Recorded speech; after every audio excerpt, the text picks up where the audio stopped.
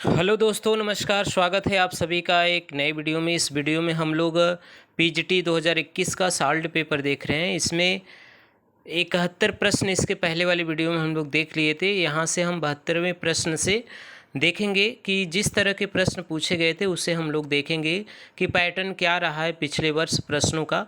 तो चलिए देखते हैं। चैनल को शुरू करने से पहले यह गुजारिश है कि आप अगर इस चैनल में नए हैं तो लाइक सब्सक्राइब शेयर जरूर करें। इसमें जो पहला प्रश्न पूछा गया वह है कि मंगलेश डबराल की कविता संग्रह का नाम क्या है। तो यहाँ पे 4 ऑप्शन आपको दिख रहे होंगे। इसमें बताना है कि जो मंगलेश डबराल हैं उनकी कविता का जो संग्रह है वह कौन सा है। तो इन पे जो ऑप्शन है पहाड़ पर लालटेन, यह सही हो जाएगा, यह इनका कविता संग्रह है। इसके बाद के जो इनके अन्य कविता संग्रह उसको आप ध्यान से सुनिएगा। घर का रास्ता, हम जो देखते हैं, आवाज़ भी एक जगह है, मुझे दिखा एक मनुष्य, यह इनके अन्य कविता संग्रह है। घर का रास्ता, जो हम देखते हैं, आवाज़ भी एक जगह है, मुझे दिखा एक मनुष्य। ठीक है, इसको ध्यान रखिएगा। चलिए अगला प्रश्न दिया है कि समष्टि शब्द का विलोम क्या है। तो समष्टि शब्द का विलोम होता है व्यष्टि। तो ऑप्शन नंबर यहाँ पे जो डी है वह सही हो जाएगा। अगला प्रश्न है निम्नलिखित में कौन सा धनुष का पर्याय नहीं है। ठीक है, धनुष का पर्याय कौन सा नहीं, यह पूछा गया। सरासर, असी, पिनाक, कोदंड, ये ऑप्शन दिए गए थे। तो देखिए असी तलवार का होता है तो तलवार का पर्यायवाची, बाकी जो सरासर, कोदंड और पिनाक यह सभी धनुष के पर्यायवाची है। तो यहाँ पे नहीं पूछा गया है तो ऑप्शन नंबर बी सही हो जाएगा। ठीक है, चलिए अगला प्रश्न है। अगला जो प्रश्न पूछा गया वह है कि अकहानी आंदोलन के पुरस्कर्ता माने जाते हैं, यानी प्रारंभकर्ता माने जाते हैं। अकहानी आंदोलन जो चलाया गया था, तो अकहानी आंदोलन के पुरस्कर्ता जो माने गए हैं वो गंगा प्रसाद बिमल। तो ऑप्शन नंबर ए यहाँ पे सही हो जाएगा। अगला प्रश्न दिया गया था कि भारतीय भाषा विज्ञान की प्रसिद्ध जो मुनि त्रयी है में कौन सम्मिलित नहीं है। पाणिनि, पतंजलि, कात्यायन और भर्तृहरि।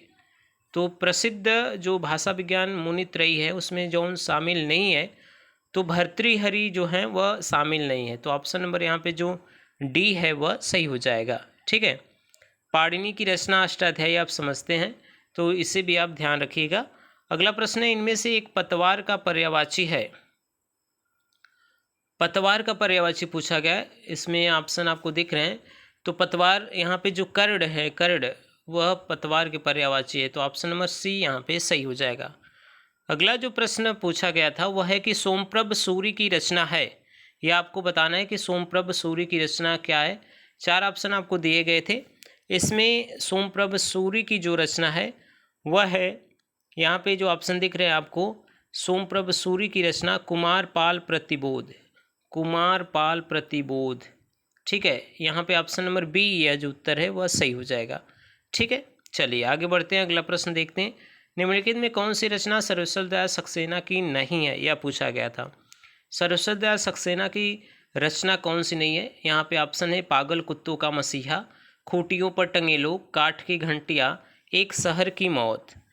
तो यहाँ पे पागल कुत्तों का मसीहा, खूंटियों पर टंगे लोग, काठ की घंटियाँ तो है, एक शहर की मौत इनका नहीं है। तो ऑप्शन नंबर यहाँ पे डी सही हो जाएगा। अगला प्रश्न है विलोम की दृष्टि से एक युग्म अशुद्ध है, यह आपको बताना है। विलोम की दृष्टि से एक युग्म अशुद्ध है। तो गमन का आगमन, निषिद्ध का विहित, आमिष का सामिष दिया हुआ, ब्यास का समास। तो यहाँ पे देखिए आमिष और सामिष जो है वह समानार्थी शब्द है, विलोम नहीं है, इसलिए यह ऑप्शन अशुद्ध है। तो ऑप्शन नंबर जो सी है वह सही हो जाएगा। चलिए आगे बढ़ते हैं। अगला प्रश्न है निर्गुण भक्ति काव्यधारा में उदासी संप्रदाय के प्रवर्तक कौन थे।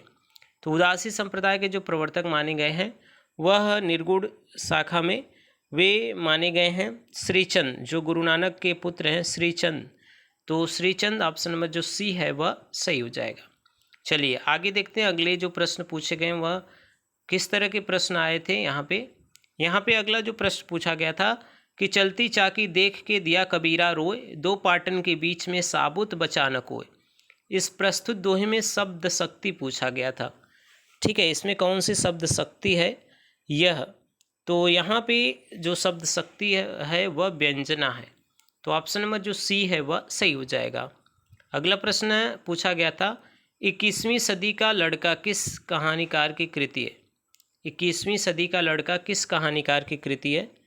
तो यह जो ऑप्शन इस आपको दिए गए थे उसमें क्षमा शर्मा, यह एक नया रचना पूछा गया था। क्षमा शर्मा की कहानी है यह। और इनके अन्य कहानियों के बारे में बात करें तो काला कानून, कस्बे की लड़की, thank you Saddam Hussain, love stories आदि क्षमा शर्मा की जो कहानी है। ठीक है, तो इसे भी आप ध्यान रखिएगा। अगला प्रश्न है कि घड़ों पानी पड़ना मुहावरे का अर्थ है। घड़ों पानी पड़ना मुहावरे का अर्थ जो है, इसका मतलब हुआ कि अत्यंत लज्जित होना। तो ऑप्शन नंबर जो डी है वह सही हो जाएगा। अगला प्रश्न है, इनमें से एक विदेशी भाषा का शब्द है। विदेशी भाषा का शब्द पूछा गया कतार, पंक्ति, श्रृंखला, श्रेणी। तो यहाँ पे देखिए जो कतार शब्द है वह अरबी भाषा का शब्द है। कतार है जो अरबी भाषा का शब्द है, तो ऑप्शन नंबर ए यहाँ पे सही हो जाएगा। अगला प्रश्न है कि बूढ़े मुँह मुहासे प्रहसन के लेखक है। तो बूढ़े मुँह मुहासे यह जो प्रहसन लिखा गया था यह राधाचरण गोस्वामी द्वारा। तो राधाचरण गोस्वामी, ऑप्शन नंबर जो ए है वह सही हो जाएगा। ठीक है, चलिए अगला प्रश्न हम देखते हैं। एक वाक्य में अपादान कारक का प्रयोग हुआ है, वह बताना है कि वह कौन सा है। अपादान कारक का प्रयोग क्या हुआ, कहाँ पे है? 4 ऑप्शन आपको दिए गए थे। इसमें देखिए, आप देखिए तो लड़का बाजार से लौटा, यानी बाजार से अलग हो गया, तो यहाँ पे अपादान कारक है। तो ऑप्शन नंबर डी यहाँ पे सही हो जाएगा। अगला प्रश्न पूछा गया था कि हिंदी के प्रथम अलंकार निरूपक आचार्य हैं। तो हिंदी के पूछा गया तो प्रथम अलंकार निरूपक है वह है केशवदास। केशवदास अलंकार निरूपक आचार्य माने जाते हैं हिंदी के। और इनकी रचनाओं के बारे में बात करें तो कवि प्रिया में अलंकार का इन्होंने विवेचन किया है। ठीक है, तो ऑप्शन नंबर यहाँ पे बी सही हो जाएगा। अगला प्रश्न है, नरसिंह जी का मायरा किसकी रचना है? तो यह प्रसिद्ध रचना है मीराबाई का। तो ऑप्शन नंबर यहाँ पे सी जो है वह सही हो जाएगा। नरसिंह जी का मायरा यह मीराबाई की रचना। इनकी अन्य रचनाओं के बारे में बात करें तो गीत गोविंद का टीका, राग सोरठा और इनके ऐसे ही कुछ महत्वपूर्ण कृतियाँ हैं, उससे भी ध्यान रखिएगा। चलिए अगला प्रश्न है कि दोपहर में समास है। दोपहर में समास पूछा गया यहाँ पे। तो दोपहर में समास क्या होगा? तो जिस पद का पूर्व पद संख्यावाचक हो वह द्विगु समास। तो दोपहर यानी दोपहरों का मेल जो हो सकता है, तो यहाँ पे द्विगु समास, दोपहरों का समाहार कह सकते हैं, तो यहाँ पे द्विगु समास हो जाएगा। अगला प्रश्न है कि ज्ञानपीठ पुरस्कार से पुरस्कृत कवि कौन है? कृति कौन पूछा गया? कृति इसमें पूछा गया। तो देखिए चिदम्बरा जो है पंत जी की, वह पहली ऐसी रचना है जिस पर ज्ञानपीठ पुरस्कार 1968 में मिला था। तो यह कृति है जो ज्ञानपीठ पुरस्कार से पुरस्कृत है। तो ऑप्शन डी यहाँ पे सही हो जाएगा। चलिए अगला प्रश्न जो पूछा गया उसे देखते हैं। अमी हलाहल मद भरे सेत श्याम रतनार, जियत मरत झुकी झुकी परत जही चितवत एक बार। यह जो पंक्ति है यह पूछा गया था कि इस पंक्ति में अलंकार पूछा गया था। ठीक है, इस पंक्ति में अलंकार पूछा गया था। तो इसे आप बताना है कि यहाँ पे जो अलंकार है यथासंख्य है, यथासंख्य। तो ऑप्शन नंबर सी यहाँ पे सही हो जाएगा। यथासंख्य का मतलब होता है इस अलंकार में एक क्रम से भिन्न अर्थ वाले कुछ शब्द कहे जाते हैं, फिर उसी क्रम से दूसरे शब्दों से अन्वय किया जाता है, इसलिए यहाँ पे यथासंख्य अलंकार है। तो ऑप्शन यहाँ पे सी जो है वह सही हो जाएगा। अगला प्रश्न है, निम्नलिखित शब्दार्थों के युग्म में कौन सा युग्म गलत है, यह आपको बताना है। निम्नलिखित शब्दार्थों के युग्म में कौन सा गलत है? यह संस्कृत के प्रश्न थे। तो निसार रजाई को कहा जाता है। सिरस्खम शिखा, यह गलत है। सिरस्खम का मतलब होता है पगड़ी। उषिडम मतलब पगड़ी दिया गया था, उत्तरीय चादर। तो यहाँ पे गलत है, तो ऑप्शन नंबर बी यहाँ पे जो है वह सही हो जाएगा। चलिए अगला प्रश्न है, चाय आगत शब्द है। चाय कहाँ से आया हुआ शब्द है? तो चाय चीनी शब्द है। तो यहाँ पे ऑप्शन नंबर बी सही हो जाएगा। ठीक है, चलिए अगला प्रश्न है, वारी शब्द की द्वितीय विभक्ति द्वितीय विभक्ति द्विवचन है। वारी शब्द का द्वितीय विभक्ति द्विवचन पूछा गया, तो यहाँ पे वारिणी जो है यह ऑप्शन नंबर बी यह सही हो जाएगा। ठीक है। एक दिन बोलेंगे पेड़ काव्य संग्रह के रचनाकार कौन है? एक दिन बोलेंगे पेड़, ठीक है, यह जो है राजेश जोशी की रचना है, तो ऑप्शन नंबर ए यहाँ पे सही हो जाएगा। एक दिन बोलेंगे पेड़, मिट्टी का चेहरा, नेपथ्य में हंसी, दो पंक्तियों के बीच, चांद की वर्तनी, यह कुछ रचना है, कविता संग्रह है, किसका? राजेश जोशी का। चलिए अगला प्रश्न देखते हैं। अगला जो प्रश्न पूछा गया है वह है कि कारण के अभाव में कार्य की उत्पत्ति होना किस अलंकार का परिचायक है? कारण के अभाव में कार्य की उत्पत्ति होना किस अलंकार का परिचायक है, यह पूछा गया था। तो यहाँ पे देखिए, कारण के बिना कार्य की उत्पत्ति होना विभावना अलंकार है। कारण के बिना कार्य की उत्पत्ति होना विभावना अलंकार। जैसे आप एक उदाहरण देखे होंगे कि बिनु पग चले सुनय बिनु काना, ठीक है, तो ऑप्शन नंबर सी यहाँ पे सही हो जाएगा। अगला प्रश्न है, रीतिकाल को सर्वप्रथम श्रृंगार काल नाम रखने का सुझाव किसने दिया था? रीतिकाल का श्रृंगार का नाम रखने का जो सुझाव दिया गया था, देखिए यहाँ पे प्रश्न थोड़ा घुमाकर पूछे गए थे।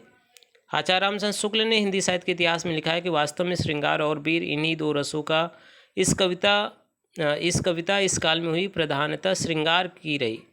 इससे इस काल को रस के विचार में कोई श्रृंगार काल कहे तो कह सकता है। ठीक है, तो यह थोड़ा सा विश्वनाथ प्रसाद मिश्र वैसे श्रृंगार काल कहे हैं, लेकिन सुझाव किसने दिया था यह प्रश्न पूछा गया था, तो रामचंद्र शुक्ल, यह ऑप्शन नंबर ए सही हो जाएगा। अगला प्रश्न है, विलोम की दृष्टि से असंगत युग्म है। ऊट का ऊटनी, प्राचीन का अर्वाचीन, सूर का भीरू और सांड का साडनी, यह दिया गया था, तो यह गलत है। ठीक है, तो ऑप्शन नंबर डी यहाँ पे गलत है। अगला प्रश्न है, मधु शब्द का पंचम विभक्ति एक वचन में रूप होता है। मधु शब्द की पंचमी विभक्ति एक वचन में जो रूप होता है वह मधुना होता है, तो ऑप्शन नंबर डी सही हो जाएगा। चलिए अगला प्रश्न है, यहाँ पे प्रयोगवाद अपने आप में इष्ट नहीं है, वह साधन है।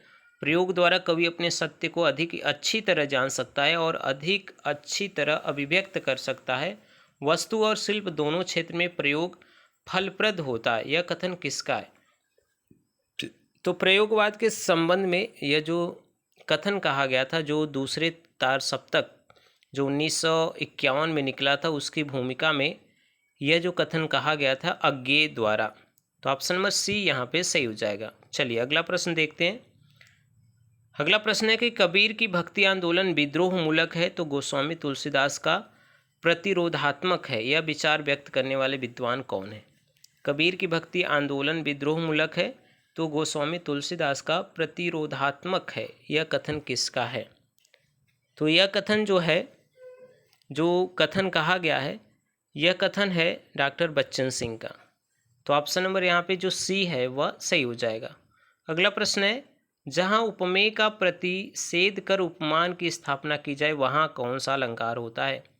जहाँ उपमेय का प्रतिषेध कर उपमान की स्थापना की जाए, ठीक है, तो यहाँ पे जो होता है अपनीति अलंकार, यहाँ पे ऑप्शन नंबर जो डी है वह सही हो जाएगा। स्था धातु का विधिलिंग लकार का प्रथम पुरुष बहुवचन रूप पूछा गया है, तो स्था धातु का विधिलिंग लकार में प्रथम पुरुष बहुवचन में जो होगा वह तिष्ठेवः, यह ऑप्शन नंबर ए सही हो जाएगा। अगला प्रश्न है, तुलसीदास चंदन घिसे निबंध के लेखक कौन है? तो यह प्रसिद्ध है तुलसीदास चंदन घिसे, यह हरिशंकर परसाई की व्यंग रचना एक है, तो ऑप्शन नंबर बी यहाँ पे सही हो जाएगा। अगला प्रश्न है, मैं तुमसे टेलीफोन पर बात करूँगा, इस वाक्य में टेलीफोन पर किस कारक में प्रयुक्त है? टेलीफोन पर, तो यहाँ पे जो पूछा गया है वह कौन सा कारक है? तो यहाँ पे करण कारक, क्योंकि माध्यम बन रहा है बात करने का, तो जहाँ पे माध्यम होता है वहाँ पे करण कारक होता है। अगला प्रश्न देखते हैं, जिसे तत्काल उचित उत्तर या उपाय सूझ जाए उसके लिए एक शब्द क्या होता है? जिसे तत्काल उचित उत्तर या उपाय सूझ जाता है उसे कहा जाता है प्रत्युत्पन्नति, यहाँ पे प्रत्युत्पन्नति, यहाँ पे ऑप्शन में जो सी है वह सही हो जाएगा। अगला प्रश्न है, निम्नलिखित में अव्ययी भाव समास का उदाहरण है। तो यहाँ पे जो रातों रात, यह अव्ययी भाव समास है, लेकिन यहाँ पे मनमाना में भी अव्ययी भाव है, तो विकल्प ए और सी यहाँ सही होने चाहिए। ठीक है, चलिए अगला प्रश्न देखते हैं। निम्नलिखित में कौन सा युग्म सुमेलित नहीं है? सुमेलित नहीं यह पूछा गया है। इंद्रावती का नूर मोहम्मद दिया गया, हंस जवाहिर कासिम खां, चित्रावली उस्मान, मधुमालती कुतुबन। तो मधुमालती की रचना मंचन द्वारा किया गया है, तो यहाँ पे यह सही नहीं है, तो ऑप्शन नंबर डी उत्तर में सही हो जाएगा। अगला प्रश्न देखते हैं, किन्नर देश में किस विधा की रचना है? किन्नर देश में यह यात्रा वृत्तांत है और इसके लेखक कौन है? राहुल सांकृत्यायन। ठीक है, तो ऑप्शन नंबर यहाँ पे यात्रा वृत्तांत, जो ऑप्शन नंबर डी है, यह सही हो जाएगा। चलिए अगले प्रश्न पे हम बढ़ते हैं। निम्नलिखित वाक्यों में कौन सा शुद्ध है? यहाँ पे ऑप्शन दिए गए हैं आपको। मैं आपका दर्शन करने आया हूँ, ठीक है, मेरे लिए ठंडी बर्फ़ और गर्म आग लाओ। आगे जो ऑप्शन दिए गए हैं उसे देख लेते हैं। अगला है कि शब्द केवल संकेत मात्र है, और मैं आप पर श्रद्धा रखता हूँ। तो मैं आप पर श्रद्धा रखता हूँ यह शुद्ध वाक्य है, तो यह ऑप्शन नंबर डी सही हो जाएगा। चलिए अगला प्रश्न देखते हैं। अगला जो प्रश्न है, जहाँ उपमेय स्वयं अपना उपमान हो वहाँ अलंकार है। देखिए अलंकार से 3-4 प्रश्न बने थे और कुछ अलग अलंकार पूछे गए थे इस बार। जहाँ उपमेय स्वयं अपना उपमान हो जाता है वहाँ अनन्वय अलंकार होता है, तो ऑप्शन नंबर यहाँ पे जो डी है वह सही हो जाएगा। ठीक है, चलिए अगला प्रश्न है, रस सूत्र के किस व्याख्याता ने रस निष्पत्ति की प्रक्रिया की पुष्टि चित्र तुरंग न्याय के आधार पर की है? तो रस सूत्र के व्याख्याता जो थे शंकुक, उन्होंने चित्र तुरंग न्याय के आधार पर यह निर्माण किया था, तो ऑप्शन नंबर यहाँ पे ए जो है वह सही हो जाएगा। अगला प्रश्न है, जो कम खर्च करने वाला है उसके लिए बोला जाता है एक शब्द, तो वह मितव्ययी बोला जाता है। अगले प्रश्न में आते हैं, हिंदी के किस आचार्य ने छल नामक संचारी भाव को प्रचारित किया था? वैसे 33 संचारी भाव माने गए हैं, लेकिन छल नामक जो देव हैं उन्होंने 34वें संचारी भाव छल के रूप में माना है, तो ऑप्शन नंबर यहाँ पे जो सी है वह सही हो जाएगा। ठीक है, चलिए आगे बढ़ते हैं अगले प्रश्न की तरफ हम। अगला जो प्रश्न पूछा गया था, अजीर शब्द का अर्थ है। अजीर शब्द का अर्थ यह देखिए पूछा गया था, तो यहाँ पे अजीर मतलब आंगन होता है, आंगन, तो ऑप्शन नंबर बी यहाँ पे सही हो जाएगा। अगला प्रश्न है, निम्नलिखित में एक रचना राष्ट्रीय सांस्कृतिक धारा की नहीं है। जो राष्ट्रीय सांस्कृतिक धारा चली थी उसमें पूछा गया कि यह कौन सी रचना नहीं है? तो प्रभात फेरी नरेंद्र शर्मा की यह जो सांस्कृतिक धारा नहीं है, ठीक है, प्रभात फेरी, तो ऑप्शन नंबर सी यहाँ पे सही हो जाएगा। अगला प्रश्न है, सर्वेसरा घोषवंतो बलवंतो वक्तव्य, यह कथन किस ग्रंथ का है? कुछ अलग प्रश्न देखने को मिला था। यह जो प्रश्न है यह पूछा गया था और यह है छांदोग्य उपनिषद से, तो ऑप्शन नंबर बी सही हो जाएगा। अगला प्रश्न है, बरवे छंद है। तो बरवे जो छंद होता है वह अर्ध सममात्रिक छंद होता है, इसमें 12/7 आते हैं, तो यह अर्ध सममात्रिक छंद है, अर्ध सममात्रिक छंद, तो ऑप्शन बी यहाँ पे सही हो जाएगा। अगला प्रश्न है कि लिंग की दृष्टि से एक वाक्य शुद्ध है। शुद्ध पूछा गया है यहाँ पे, तो यहाँ पे देखिए चाय फीका है, दही खट्टा है, दही पुल्लिंग में आता है तो दही खट्टा है, यह ऑप्शन नंबर बी सही हो जाएगा। चलिए अगला प्रश्न जो पूछे गए थे वह थे कि कान्हा शब्द है, कान्हा शब्द पूछा गया कि यह क्या है? तो कान्हा शब्द तद्भव है, ठीक है, तद्भव, तो यहाँ पे ऑप्शन नंबर जो बी है वह सही हो जाएगा। अगला प्रश्न पूछा गया था कि आचार्य रामचंद्र शुक्ल के अनुसार छायावाद में प्राप्त होने वाली प्रतीक शैली पर किस साहित्य का प्रभाव है? तो प्रतीक शैली का जो प्रभाव है वह सबसे ज़्यादा जो है यहाँ पे फ्रांसीसी साहित्य का पड़ा है, तो ऑप्शन नंबर यहाँ पे जो बी है वह सही हो जाएगा।